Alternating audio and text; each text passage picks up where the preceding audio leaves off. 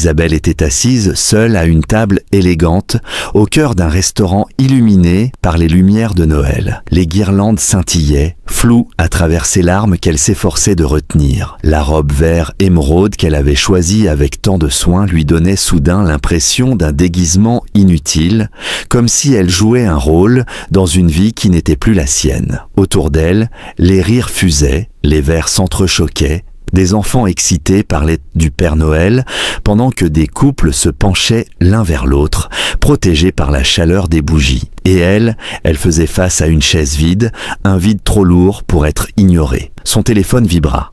Un message. Quelques mots suffirent à tout briser. Il ne viendrait pas. Pas ce soir, pas jamais. Ce n'était plus compatible. Elle était trop compliquée, trop chargée. Ce mot résonna en elle avec une cruauté particulière. Le bagage dont il parlait, c'était ce diagnostic reçu 6 mois plus tôt, celui qui avait effondré son rêve de maternité. Au début, il avait prétendu comprendre, parler d'options, d'avenir, mais face à la réalité, il avait choisi de partir. Isabelle essuya ses joues, honteuse de pleurer en public. Elle se dit qu'elle devait se lever, rentrer dans son appartement silencieux et laisser cette soirée s'éteindre. Pourtant, elle resta immobile, fixant la chaise vide, comme si se lever signifiait admettre que quelque chose en elle était définitivement cassé. C'est alors qu'une petite voix s'éleva près de la table. Isabelle leva les yeux et vit une fillette, à peine plus haute que la table, vêtue d'une robe rouge bordée de blanc. Dans ses bras, un ours en peluche usée semblait avoir vécu 1000 nuits rassurantes. Les yeux de l'enfant la regardaient avec une sincérité désarmante. « Tu es triste ?» La question simple et directe frappa Isabelle en plein cœur. Elle força un sourire fragile et répondit doucement que oui, un peu. L'enfant fronça les sourcils, réfléchissant. Elle expliqua qu'elle n'aimait pas voir les gens seuls, surtout à Noël, que son papa disait toujours qu'on devait tenir ses promesses. Isabelle sentit sa gorge se nouer davantage. Dans cette innocence, il y avait une vérité que les adultes oubliaient trop souvent. À cet instant précis, sans le savoir, la petite fille venait d'ouvrir une brèche dans la solitude d'Isabelle, une brèche par laquelle allait s'infiltrer quelque chose qu'elle n'osait plus espérer depuis longtemps. Avant qu'Isabelle ne puisse ajouter quoi que ce soit, une voix inquiète appela le prénom de la fillette. L'enfant se redressa aussitôt, fier et sans la moindre trace de peur. Un homme s'approcha à grands pas, visiblement soulagé de la retrouver. Il avait l'air fatigué, comme quelqu'un qui portait plus de responsabilités que son âge ne le laissait deviner. Ses yeux trahissaient une vigilance constante, celle d'un parent qui ne se repose jamais vraiment. Lorsqu'il arriva à leur table, il s'excusa aussitôt, embarrassé, expliquant que sa fille avait l'habitude d'aller vers les gens quand elle sentait qu'ils allaient de mal. Isabelle secoua doucement la tête pour le rassurer. Elle dit que la petite n'avait rien fait de mal, qu'au contraire, elle avait été incroyablement gentille. La fillette, ravie d'être comprise, déclara avec sérieux qu'elle essayait simplement d'aider, parce que la dame était triste et seule à Noël. Le regard de l'homme se posa alors sur Isabelle avec une attention nouvelle. Il remarqua la chaise vide, les traces de larmes qu'elle n'avait pas totalement effacées. Sa voix se fit plus douce lorsqu'il lui dit que Noël était un moment cruel pour être abandonné. Isabelle répondit qu'elle allait partir, qu'elle ne voulait déranger personne, mais la fillette protesta aussitôt. Elle affirma que personne ne devrait manger seul ce soir-là, que c'était une règle importante. Pris entre la gêne et l'émotion, l'homme hésita. Il se présenta finalement. Il s'appelait James.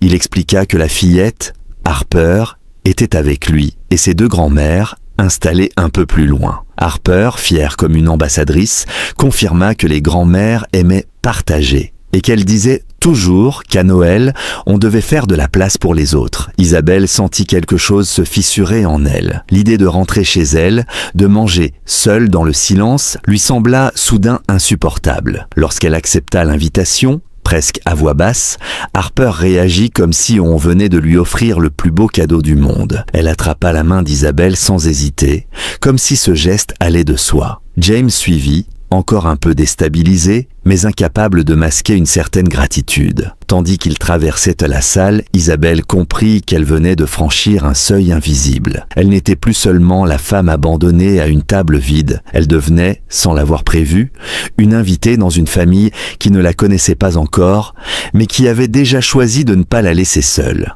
À la table où elle fut accueillie, Isabelle se sentit d'abord comme une intruse, consciente de chaque geste, de chaque mot. Pourtant, les deux femmes âgées lui offrirent des sourires si naturels que cette impression s'effaça peu à peu. Elles se présentèrent simplement, avec cette chaleur propre aux gens qui ont traversé suffisamment de saisons pour savoir ce qui compte vraiment. L'une d'elles tira une chaise sans attendre, comme si la place d'Isabelle avait toujours été prévue. Harper insista pour qu'elle s'assoie à côté d'elle, collant son bras au sien avec une détermination touchante. Le repas s'écoula dans une atmosphère étonnamment douce. Harper parlait sans s'arrêter, racontant ses journées à l'école, son ours en peluche et ses plans très sérieux pour rester éveillé afin de surprendre le Père Noël. Isabelle se surprit à rire, un rire sincère qu'elle n'avait pas entendu sortir de sa bouche depuis des semaines. Chaque éclat semblait chasser un peu plus la lourdeur qu'il avait clouée à sa chaise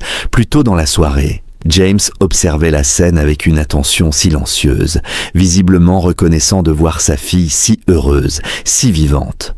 Au fil de la conversation, Isabelle apprit ce que cette famille portait aussi en silence. James était infirmier pédiatrique, habitué à prendre soin des autres, même quand il était lui-même à bout de force. Sa femme était morte 2 ans plus tôt dans un accident, laissant derrière elle un vide que ni le temps ni la routine n'avaient vraiment comblé. Il parla, sans chercher à susciter la pitié, comme on évoque une absence avec laquelle on a appris à vivre sans jamais l'accepter totalement. Isabelle sentit une résonance profonde entre cette perte et la sienne, différente, mais tout aussi réelle. Lorsque le dessert arriva, Harper, épuisée par l'excitation, se blottit spontanément contre Isabelle. Elle posa sa tête sur son épaule, comme si ce contact était naturel, évident. Isabelle resta immobile, le cœur serré, consciente de la fragilité de cet instant. Tenir un enfant contre elle réveillait un désir qu'elle avait tenté d'étouffer depuis des mois.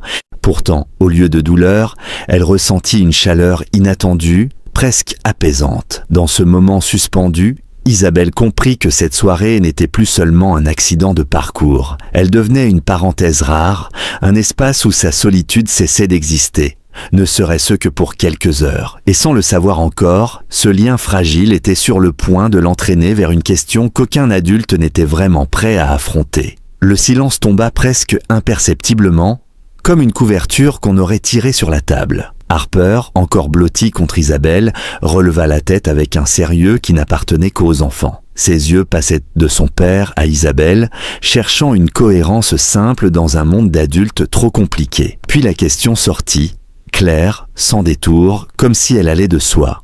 Elle demanda si Isabelle pouvait devenir sa maman. Pas plus tard, pas quand elle serait grande. Maintenant, parce que c'était logique pour elle, parce que les gens tristes ne devaient pas rester seuls. L'air sembla manquer à Isabelle.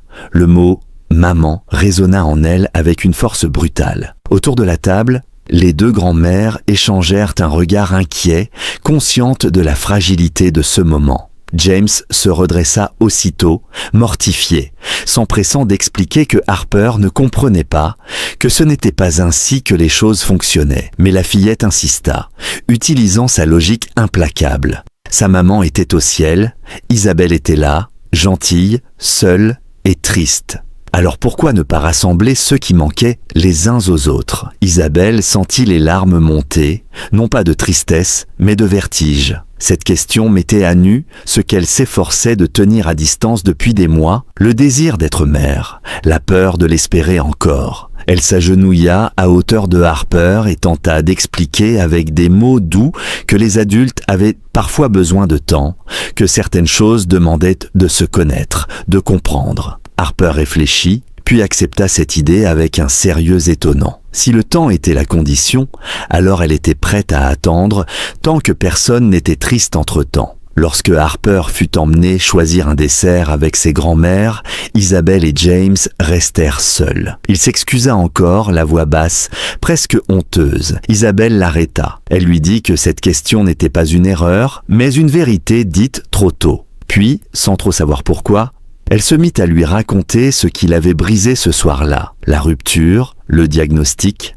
la sensation d'être défectueuse. James l'écouta, sans l'interrompre, comme s'il mesurait chaque mot. Quand elle eut fini, il lui répondit simplement qu'elle n'était pas brisée, qu'aimer et prendre soin n'étaient fait pas des capacités réservées au sang, et que, ce soir, elle avait prouvé qu'elle savait déjà faire l'essentiel. Ces paroles ne résolvaient rien, mais elles ouvraient une porte qu'Isabelle croyait scellée à jamais. La soirée s'acheva sans autre incident, mais rien n'était plus tout à fait pareil. Lorsqu'Isabelle quitta le restaurant, le froid de la nuit lui sembla moins mordant. Elle emportait avec elle quelque chose de nouveau, fragile, mais lumineux. Les jours suivants, puis les semaines, elle resta en contact avec James, d'abord par des messages simples, presque prudents, puis par des invitations sincères. Un déjeuner, une promenade, un après-midi à aider Harper à dessiner. Isabelle avançait avec précaution, consciente de ses propres peurs, mais incapable de nier ce sentiment d'évidence tranquille. Peu à peu,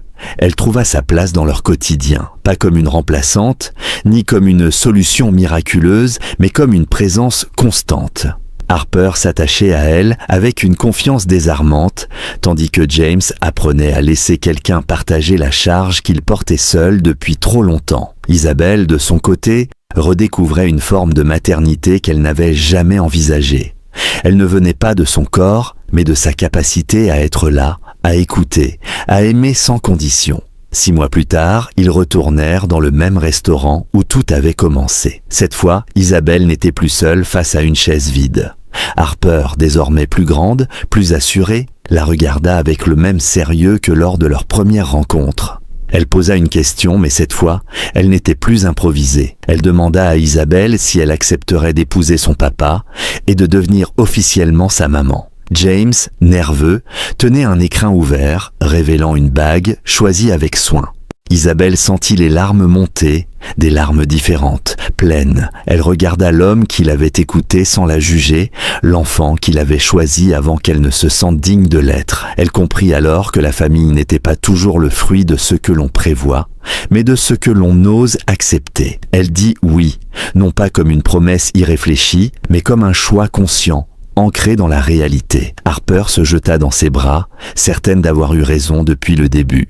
Et Isabelle sut que, parfois, les plus grands sauvetages arrivent sous la forme la plus simple. Une table partagée, une question d'enfant, et le courage, enfin retrouvé, de croire que l'amour pouvait encore lui offrir un foyer. Chaque « j'aime » est un signe d'empathie, chaque commentaire une voix. Abonnez-vous pour faire vivre ces messages.